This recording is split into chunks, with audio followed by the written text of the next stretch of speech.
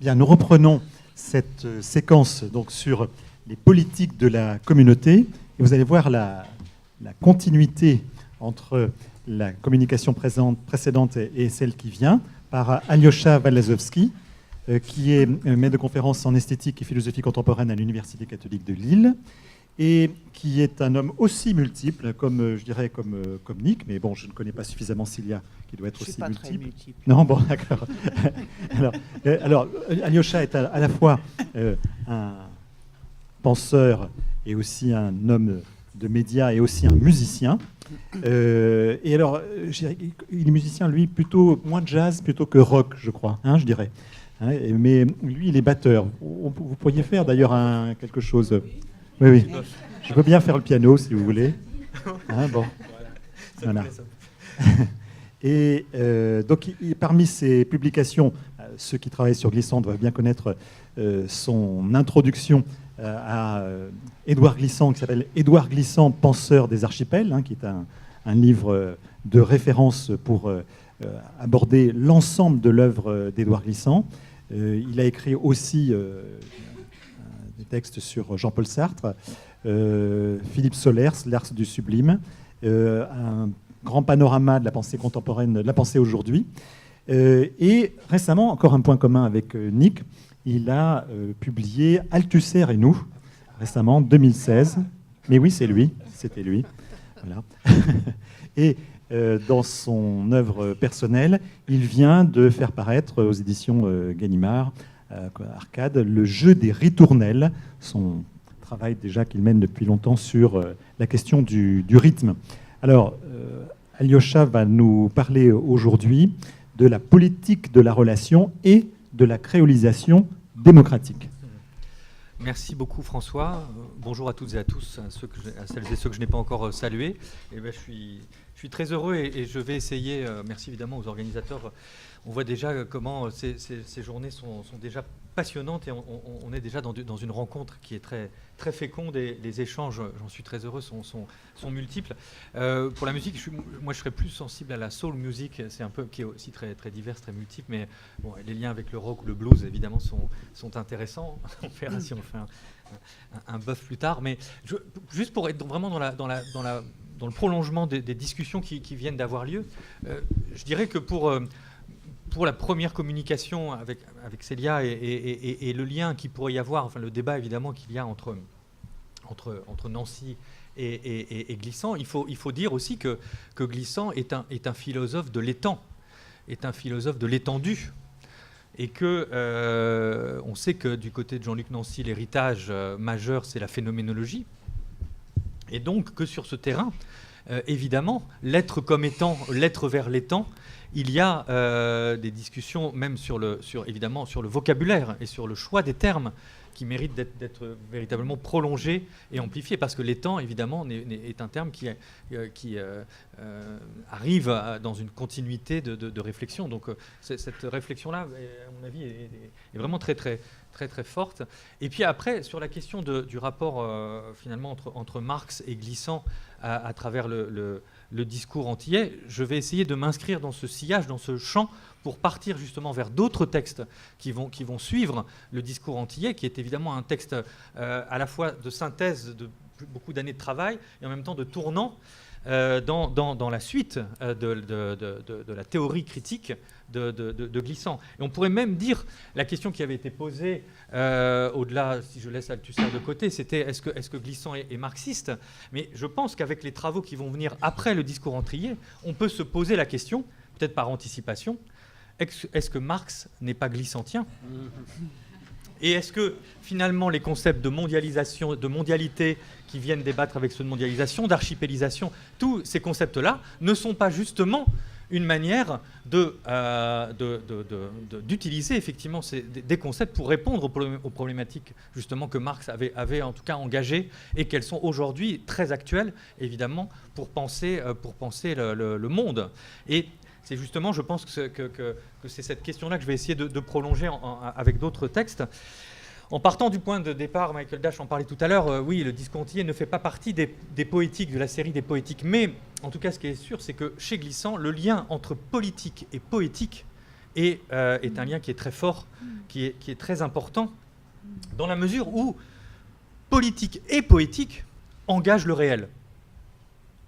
Il ne s'agit pas de mots effectivement normatifs, mais un engagement à repenser la pensée, ou la mondialité comme contre-pensée, comme action contraire, qui pointe, c'est justement ça que je voulais annoncer, les difficultés, qui pointent l'incapacité de notre monde aujourd'hui à s'arracher parfois au despotisme identitaire crispé, et les difficultés aujourd'hui à accompagner justement les flux, les processus, comme les flux migratoires, qui sont évidemment un défi aujourd'hui à relever. Et on sait que les travaux contemporains, actuels, justement pour repenser les notions, par exemple, d'hospitalité, ou même de fraternité, le collectif que Patrick Chamoiseau vient de publier, et justement qui mettent en avant l'idée d'associer justement la pensée et le réel, et donc entretenir le questionnement de l'œuvre d'Édouard Glissant, c'est précisément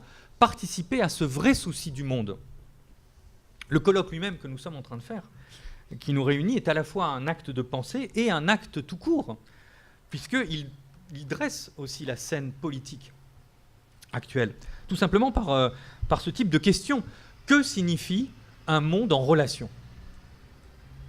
De quelle politique est-il le nom?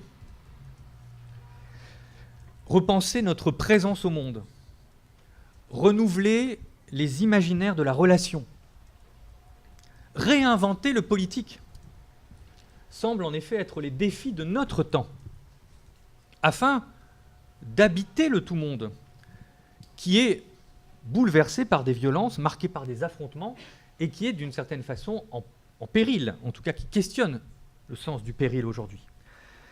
Sommes-nous peut-être en train de vivre justement une crise de la relationnalité? L'espace relationnel, qui pourrait être le lieu d'une construction mutuelle, est régulièrement soumis justement aux formes les plus agressives et brutales d'agglomération à soi, d'appropriation ou d'expropriation. Je cite l'écrivain Feldwin Sarr, qui vient de publier un petit ouvrage qui s'appelle « Habiter le monde, essai de politique relationnelle », justement. Et il dit « La relation est devenue le lieu par excellence de la lutte et de la prédation ». Donc il explique justement que nos capacités d'entraide, d'empathie, de solidarité sont soumises effectivement aux relations internationales sur le plan économique, sur le plan social, davantage fondées, ou en tout cas à nouveau fondées sur des principes de conquête et d'exclusion.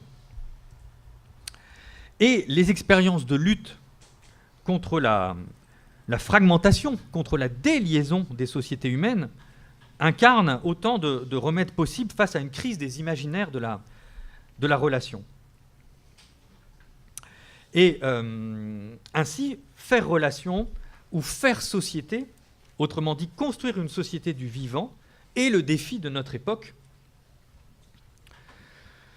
Et seul un élargissement du politique vers l'insurrection de l'imaginaire, capable de transformer la mondialisation en mondialité, c'est tout cela justement la politique de la relation qu'il s'agit de repenser pour répondre donc à la reconnaissance de l'altérité, aux questions multiples de l'articulation et de la coopération, au mode et au rapport de la relation dans toutes ses dimensions, c'est-à-dire qu'est-ce que c'est que la liaison, la combinaison, la résonance ou la dissonance, la disjonction ou la disruption.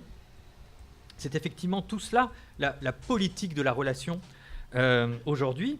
On sait, évidemment, et c'est en ça que toutes les discussions doivent s'articuler autour des travaux et de la pensée d'Édouard Glissant, par exemple, que la politique de l'archipel est décentrée et qu'elle engage justement cette question d'un monde en relation sur 3 plans.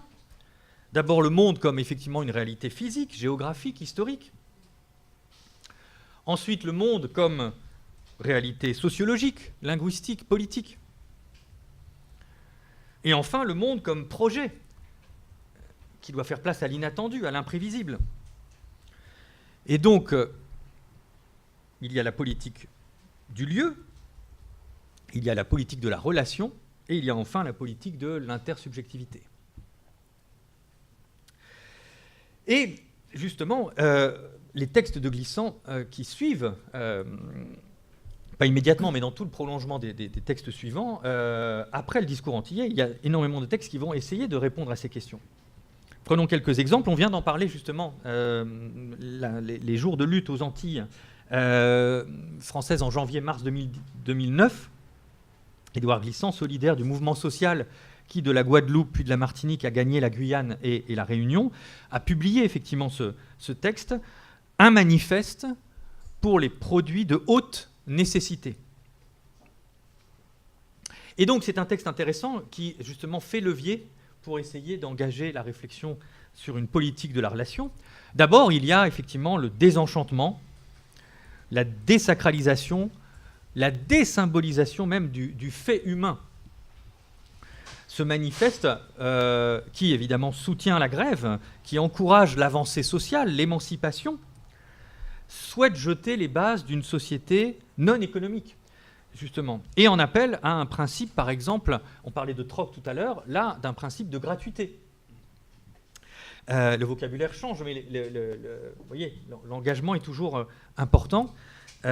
L'objectif de ce texte collectif, court, mais dense, c'est un manifeste, et d'imaginer un cadre politique de responsabilité sociale et écologique, basé sur une amplification de l'imaginaire, une stimulation de facultés cognitives, une mise en créativité pour favoriser l'expérience d'un devenir politique. Le devenir qui est, je cite, d'allier et de rallier, de lier, relier et relayer tout ce qui se trouvait désolidarisé, et de favoriser tout ce qui permet d'entrer en relation. Des coopérations, des interactions, des errances qui orientent, des rencontres, des contacts, avec toujours les virtualités imprévisibles du tout-monde. Ainsi, donc, ce texte manifeste, ce manifeste d'intervention, à travers la solidarité avec l'action syndicale, avec la dénonciation du système politique, le manifeste pour les produits de haute nécessité en appelle donc à une nouvelle organisation des relations sociales et humaines, parce que l'urgence pour Édouard Glissant est celle, je le cite, d'un art politique. Un art politique. On parlait tout à l'heure du lien entre poétique et politique, c'est évidemment très important. Un art politique qui installe l'individu, sa relation à l'autre, au centre de sociétés post-capitalistes, capables de mettre en œuvre un épanouissement humain qui s'inscrit dans l'horizontale plénitude du vivant. On retrouve aussi l'étendue, très, très importante. Il faut donc rompre avec pour conclure sur ce texte, il faut rompre, en suivant ce texte, rompre avec la cécité catégorielle classique, sortir effectivement de l'opposition binaire frontale, proposer d'autres angles de lecture, d'autres rythmes, d'autres combats, sans négliger bien sûr les produits de première nécessité. Et là, il y a une mobilisation et des revendications qui sont très fortes et qui partent de l'événement, mais pour inventer le sens de l'expérience politique. Non pas seulement prosaïquement, mais poétiquement. Inventer le sens de l'expérience politique, mais de manière poétique, c'est peut-être ça la politique de la relation. Le texte risque donc des mots, justement, des produits de haute nécessité, et on appelle à toute une création d'ensemble, de mise en relation et d'organisation nouvelle. Donc, pour suivre Glissant jusqu'à aujourd'hui, à partir de ces textes d'intervention, la manière d'habiter le monde passe par un renouvellement des imaginaires de la relation privée et sociale, de la relation interpersonnelle, politique et économique. La mise en circulation et en relation de territorialités subjectives qui tiennent compte d'une humanité à la fois une et plurielle peut seule contrer justement les perspectives géopolitiques de nations dominantes, empêtrées dans leur micro-nationalisme ou dans leur désir de puissance, tributaires alors d'une culture relationnelle terriblement dégradée aujourd'hui. On le voit aussi avec ce qui se passe sur la scène politique européenne, les critiques très virulentes du projet européen, la gouvernance de l'UE, les politiques communes qui ont été peu remises en question jusqu'en 2005, en tout cas davantage avec une grande vigueur au sud et au nord de l'Europe à partir de 2008. Donc dans ce monde d'interdépendance croissante, l'Europe ne parvient pas à se constituer justement en espace pleinement civique. Le lien gouvernant-gouverné, élite-peuple, la relation démocratique est puissamment questionnée aujourd'hui. Et justement, on se pose ces questions de quelle politique est le nom monde en relation, mais aussi de quelle politique relève le XXIe siècle, finalement, aujourd'hui. Malraux disait que le XXIe siècle sera religieux, il est aussi, on le voit, populiste, et toute une série, évidemment, de termes qui indiquent que, alors bien sûr, les identités politiques, et là aussi, évidemment, c'est grâce à Édouard Glissant qu'on arrive à le penser, elles ne sont jamais construites définitivement.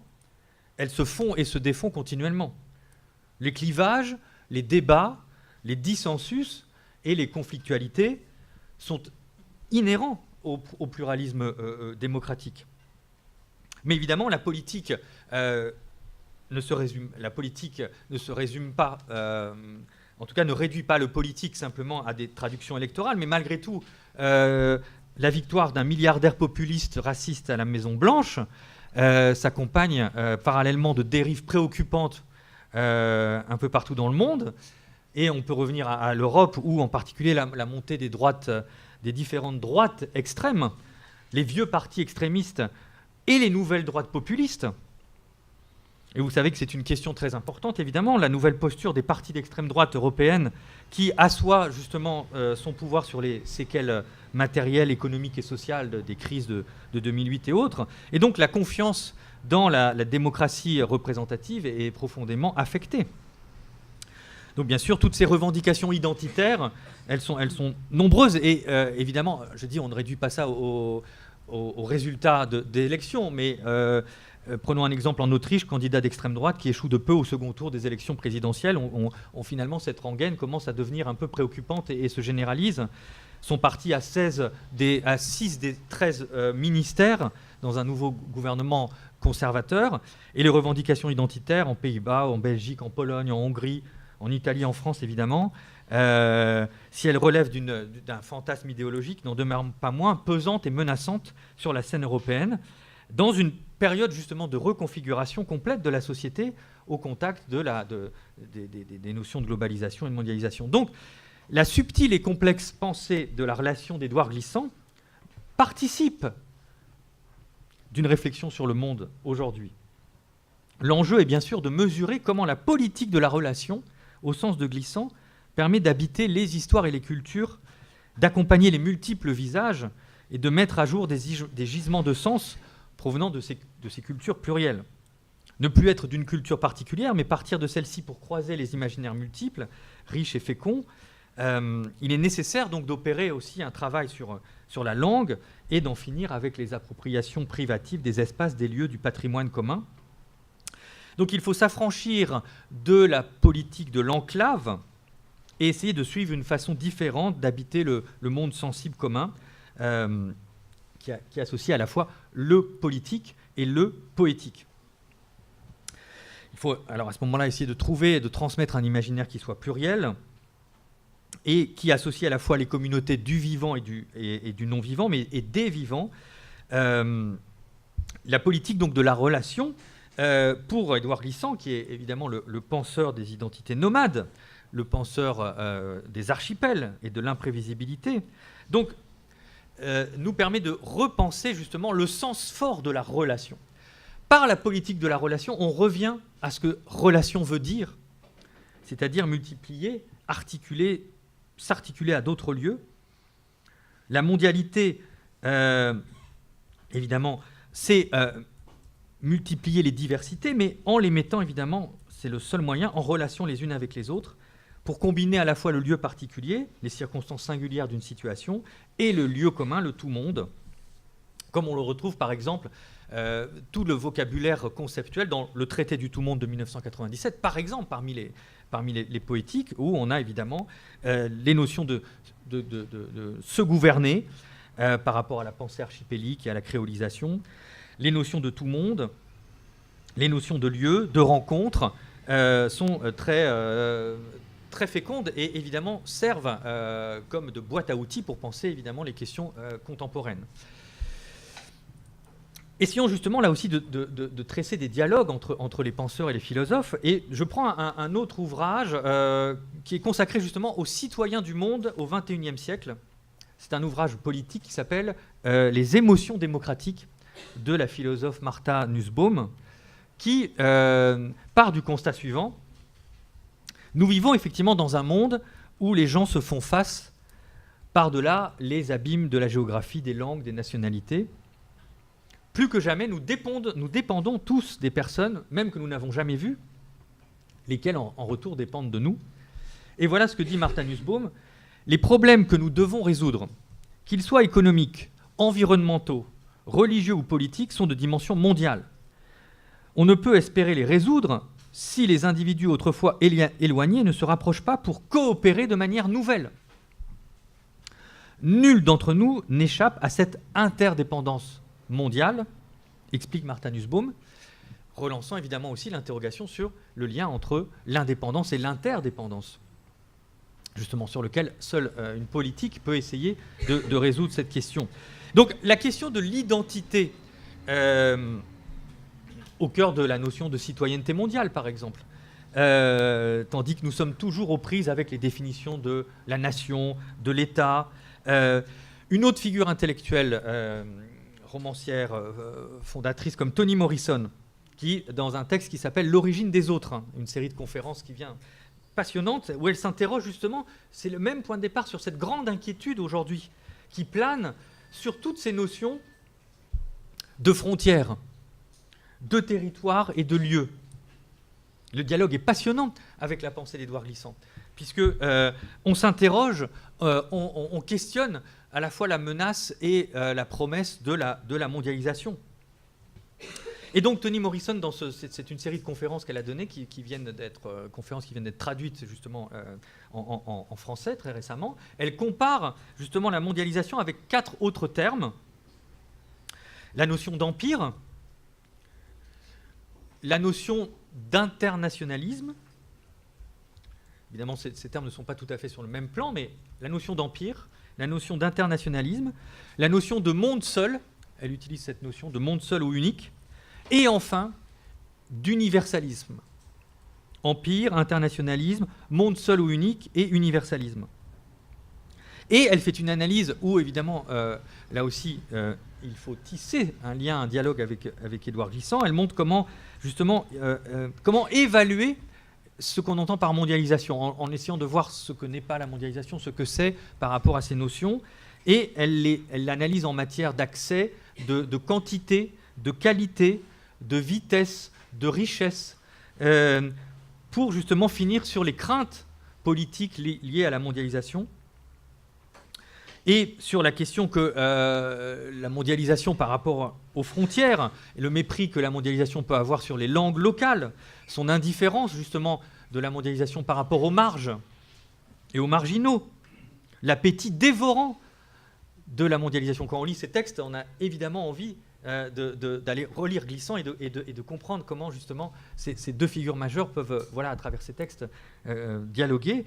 Et donc, ce que conclut dans sa dernière conférence, ce dernier texte de Toni Morrison, évidemment sur l'effacement, l'aplanissement des différences significatives aujourd'hui dans le monde, et ce qui conduit, c'était le point de départ d'une certaine façon, aux interrogations, là pour le coup européennes, au repli sur soi, et ce que Toni Morrison appelle l'extranéité qui se fixe et se fige dans un sentiment d'appartenance.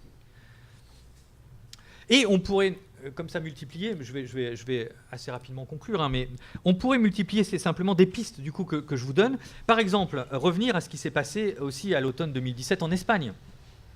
La confrontation entre la Généralité de Catalogne et l'État central. Fallait-il y voir, faut-il y voir, puisque ce n'est pas fini, évidemment, un conflit entre Barcelone et Madrid qui menacerait l'unité du pays. Que veut dire le projet sécessionniste catalan ?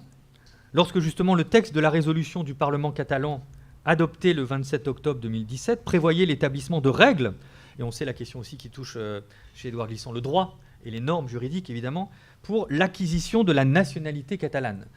Alors toute la question, c'est aussi que ces textes sont en discussion, évidemment, mais faut-il y voir justement une polarisation extrême de la vie politique en deux blocs antagonistes, mais ici sur un lieu, un territoire précis, ou à l'inverse, considérer l'Espagne comme une sorte de laboratoire politique où la vieille Europe, justement, est en train de se transformer.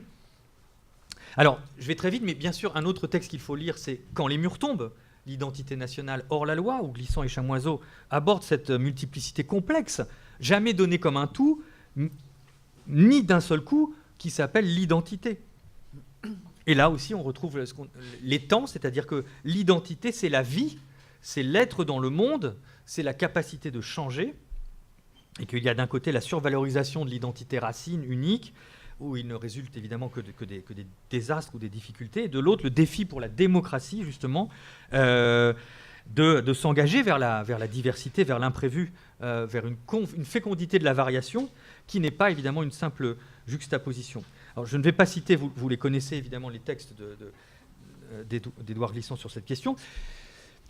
Là aussi, pour montrer que finalement, la politique, les textes politiques de Glissant sont présent dans toute une série de textes qu'on peut relire aujourd'hui, par exemple Philosophie de la relation, où justement il y a une définition du politique qui est très intéressante. Il dit « Le politique est l'accord révélé du détail, dépouillé, à la totalité ouverte ». Définition complexe, bien sûr, mais qui est au cœur du livre et qui rejoue justement toutes les questions que philosophiquement Édouard Glissant aborde sur la question justement de ce qu'est l'universel ou un non-universel valant pour tous et chacun, et la manière dont le projet politique est redéfini en profondeur par la question de la relation. Donc là aussi, je passe parce que c'est dans les définitions même de la relation qu'on peut y lire évidemment la lecture de l'état du monde et aussi le sens politique de la pensée archipélique qui révèle justement l'être comme étant, je reviens aux discussions qu'on avait, les migrations des absolus de l'être vers les variations de la relation. Et c'est dans cette question de la définition philosophique que se joue aussi le politique. Alors pour conclure, évidemment la politique de la relation, j'ai essayé de le montrer, et il y a d'autres textes, évidemment, ceux qui sont consacrés à Obama, bien sûr, évidemment, qu'il faut relire aujourd'hui avec la distance, mais comprendre aussi ce qui se joue et la définition du politique à ce moment-là. La politique de la relation, c'est d'abord une réflexion en prise avec l'actualité contemporaine, devant les dangers de la globalisation, des risques, des assignations identitaires. Et justement, c'est là où il me semble qu'il faut continuer, et je vais juste le dire, mais sans le démontrer, mais essayer de faire dialoguer, par exemple, la politique de la relation avec la politique de l'écart chez Rancière, ou la politique de la multitude chez Négri, et continuer à essayer de faire opérer cette analyse très précise de la politique de la relation, qui, encore une fois, s'inscrit dans les traités de poétique, d'esthétique et de philosophie, lorsque Glissant reprend justement les notions de lieu, d'échelle, de temporalité. Il propose une nouvelle grammaire de la politique, une cosmopolitique renouvelée qui pourrait être une poétique de la démocratie. Donc bien sûr, les notions politiques de territoire, de frontières, d'identité sont totalement bouleversées par la philosophie de la relation et la pensée du vivant, d'ailleurs, d'Édouard Glissant, qu'il faut inscrire dans une politique du vivant. Donc, seule une poétique de la démocratie permet d'appréhender les réalités d'aujourd'hui sans leur appliquer des catégories éternelles de pensée politique classique, ni évidemment de discours politique, de promesses illusoires. Au contraire, une politique de la relation, c'est une créolisation démocratique qui définit justement une dramaturgie politique. C'est pour ça que c'est la poétique, parce que ça s'inscrit aussi dans une politique de la fiction, dans une politique de la dramaturgie, qui sont des structures de rationalité ouvertes, bien sûr, où l'écart, la prise de distance opérée par Glissant, n'en amène pas moins à penser la créolisation comme opérateur de transformation politique. Voilà, je vous remercie.